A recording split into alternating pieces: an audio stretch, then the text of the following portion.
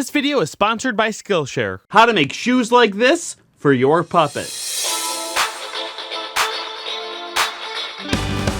To the puppet nerds of the world, this may sound absurd, but this is the place you need to be. We'll do an interview and then we'll stitch and glue all of the dolls we'll make and shake. If you wanna be in the know and to play like a pro, subscribe to Krutinger Puppets.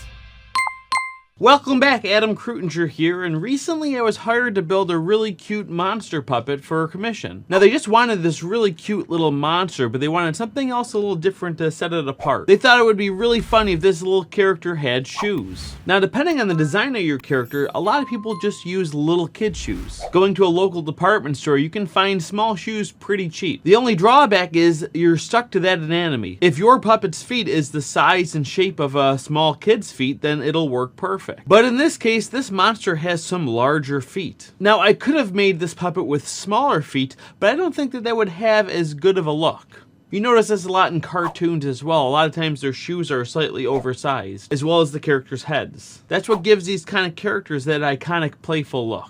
But because of that, I had to make custom shoes for this puppet. Now I'm going to walk you through my entire process, but first let's go over some of the materials that I used. Because of the look I was going for, I know I needed something different for the toe of the shoe. So I went to the dollar store and started looking at different objects that I thought could make a good toe for this shoe. I thought cutting into the side of a shampoo bottle would work. I also found this giant ladle that looked like it could work really well too. Now both of those things could have worked really well, but they were both just a little bit too small for the size of the feet that I had. So the last thing that I found was this dog food scooper. So I bought a couple of them. Now I'll put a link down below to some that I think might work well, but really when you watch this video, look at it more as the concepts. I'm using a lot of materials in different ways that they were intended for. But you could take these techniques and apply them to building any kind of shoe that you really want, and any size. So here are the materials that I used. I got 2 of these scoopers, a bunch of eyelets for doing the lace holes, some white twill tape for the shoelaces, some bifold bias tape, plain cotton fabric,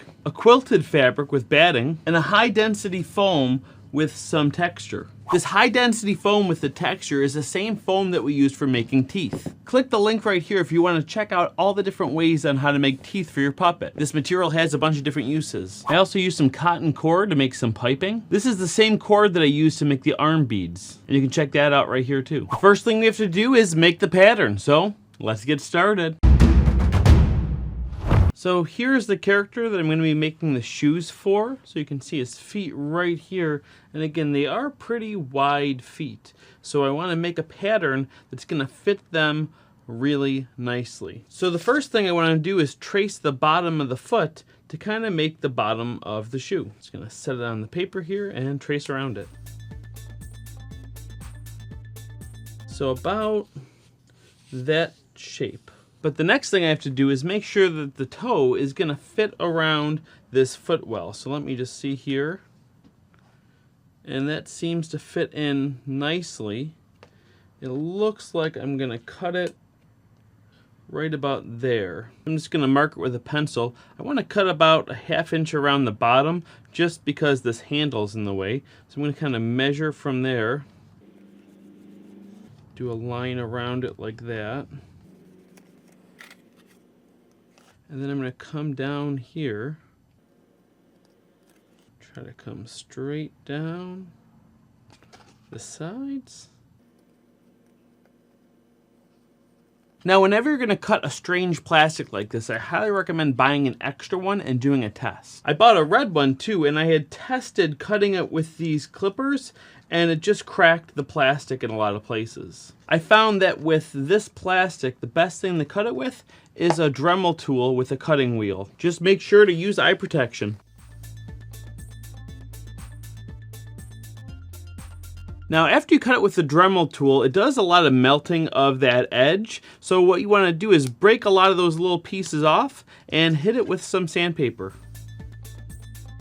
Okay, that looks pretty good. Now this is going to go at the tip of the shoe like that. So what I want to do is line up the front of this with the top of the line there, and I'm going to draw a new contour here. So even though when I traced that foot it was a little bit more square, the shoe is going to tuck it in just like a shoe does for our real feet. Now let me cut this out.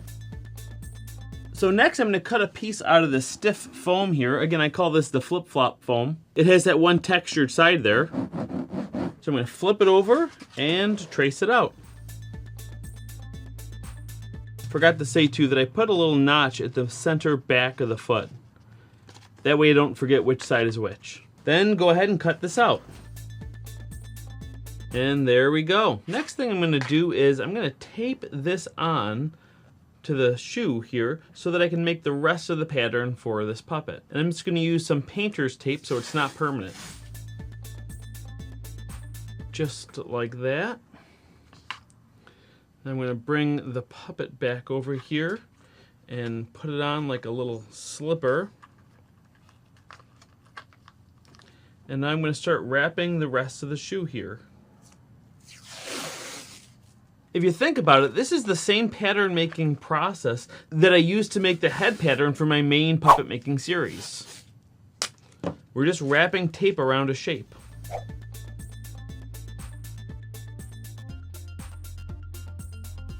All right, that looks pretty good. So let's start drawing out the pattern. That looks pretty good. Let me take this off. So I'm going to lay this down flat here and then cut it out for my pattern.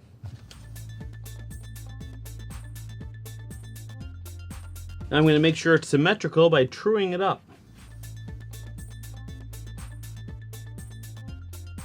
And these are the holes for my laces that I'm going to put little holes in with an X-Acto blade.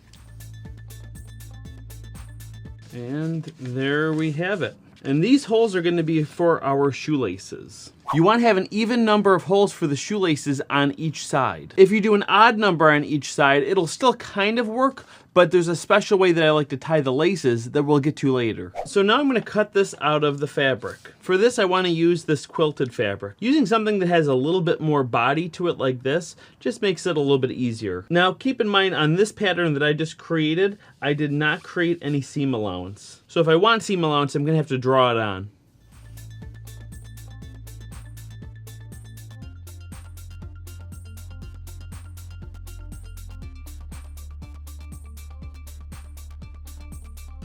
You want to have seam allowance on these sides and the bottom. Next, I'm also going to cut out a bottom of the foot out of the plain cotton fabric.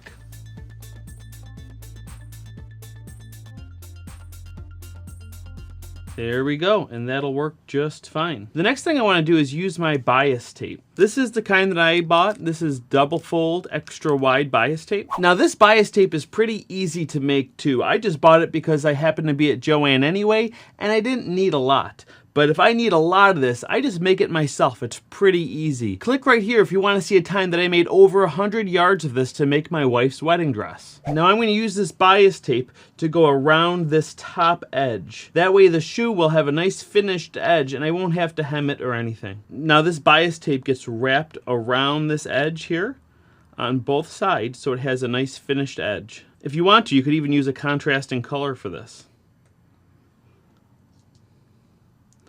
I'm going to pin it in place.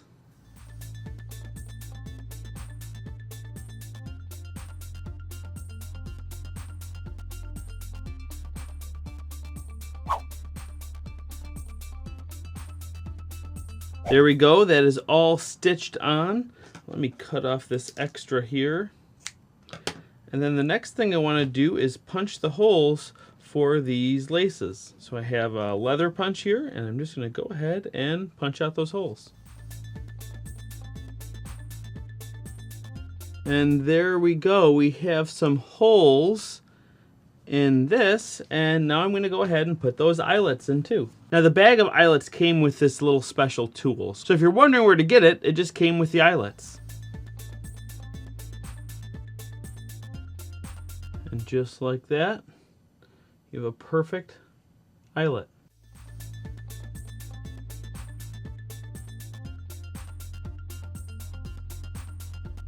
All right, now there are my eyelets for the shoelaces. Now the next thing I'm going to do is to create some piping. I had some of this bias tape left over, so I just ironed it out flat like this. And I'm going to take some of this cord and just wrap this with the fabric like that. Again, this is something that you can buy, this piping, but I'm just going to make some quick. I'm going to pin it up and stitch it.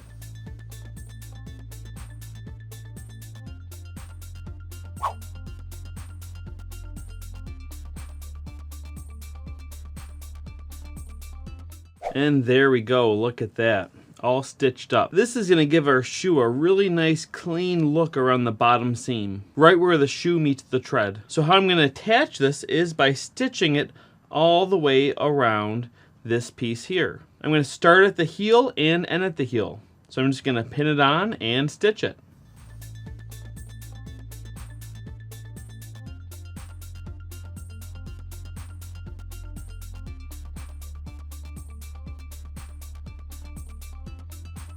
There we go, so that piping is stitched around there. Now what we have to do is stitch this on too. So let me pin it first and then I'll get stitching.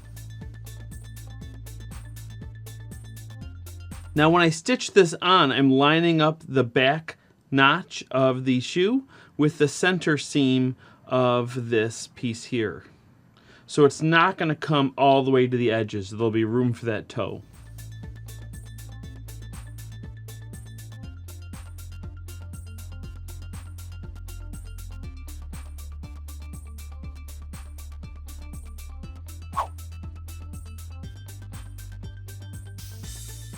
All right, so here it is. Now I'm just gonna turn it inside out so that we have that nice piping on the outside. Look how nice that's looking. So next what I'm gonna do is glue this to the top of that so that the tread is on the bottom. Just make sure to line up the notches on the back of the heel again. And for that, I'm gonna use contact cement.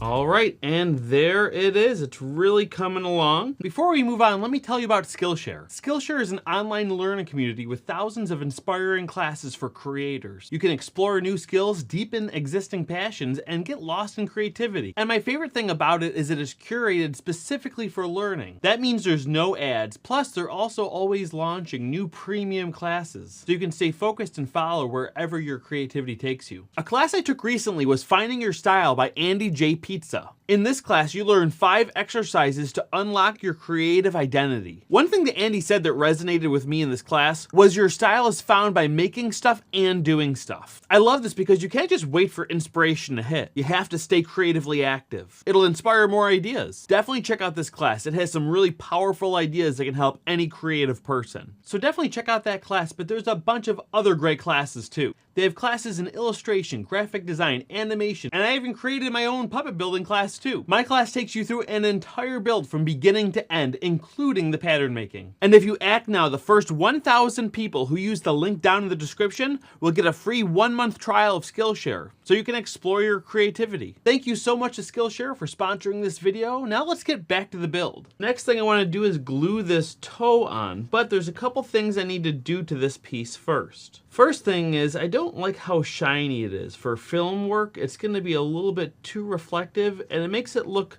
a little bit too plasticky, where I want it to have kind of more of a matte rubber look. So to do that, I'm just going to use an extremely fine grit sandpaper. I have a little piece of 600 grit, and I'm just going to sand over the entire thing. So this is how shiny it is before.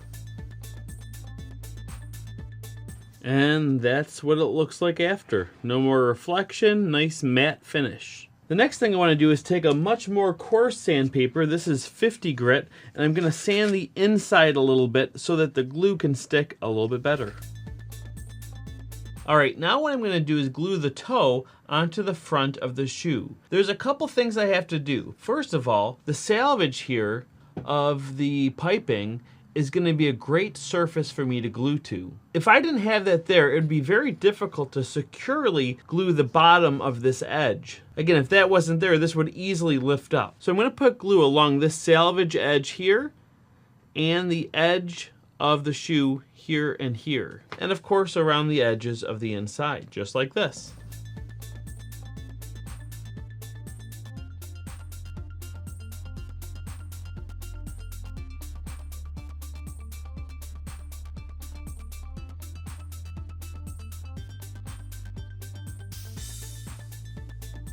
All right, next I'm going to make a tongue for the shoe, so I'm just going to kind of draw it out. I'm going to lay this piece of paper on top and just kind of draw one out. That looks pretty good to me. This ended up being about 3 inches wide and 3.5 inches tall. All right, so I'm going to use some of the quilted fabric and even some of the plain cotton, and I'm going to stitch them together. Let me trace this out. All right, that's all stitched up, and now I'll cut it out. Now I'm going to turn this inside out like a little pillowcase. There we go, look at that. Now that I have this, what I'm going to do is glue it to the inside of the shoe just like that. This is a little narrow for me to get that glue in there the way that I want to, so I'm going to kind of use this as an applicator too.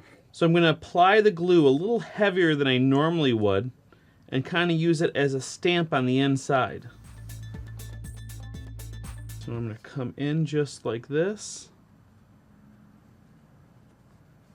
and press it down, kind of wiping that glue there.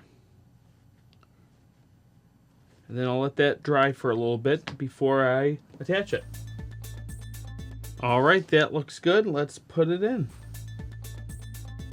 And that looks pretty good. We're almost there. Next thing I'm going to do are the laces. Now there's a special way I like to do the laces to give it more of a cartoon look. When most people normally lace their shoelaces, they kind of make this X. They make a whole bunch of X's going back and forth.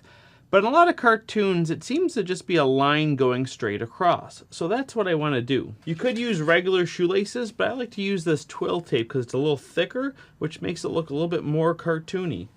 So what I'm going to do is go in the bottom one on each side, just like this.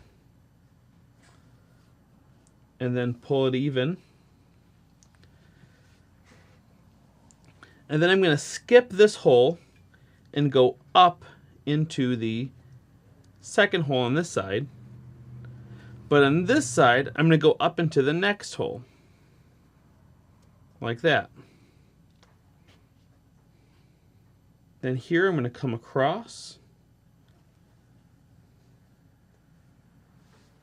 and up on the same side here. And then I'm going to do the same thing here. Come down this side and up here. That gives it that nice kind of cartoony look. So now that I have these two shoes, last thing I really need to do is just make those nice fancy tips on the ends of the shoelace. Before I do that, I want to make sure that these are long enough. So what I'm just going to do is tie them into a nice regular little bow. Now that they're tied, you can see that these are too long. So I'm going to have it stop right about there. And I'm going to use some clear tape to do that. So I just put the clear tape on it like this, and then I'm going to roll it up like a little sleeping bag. Then I can cut it off. All right, now these shoes are done. Let's put them on.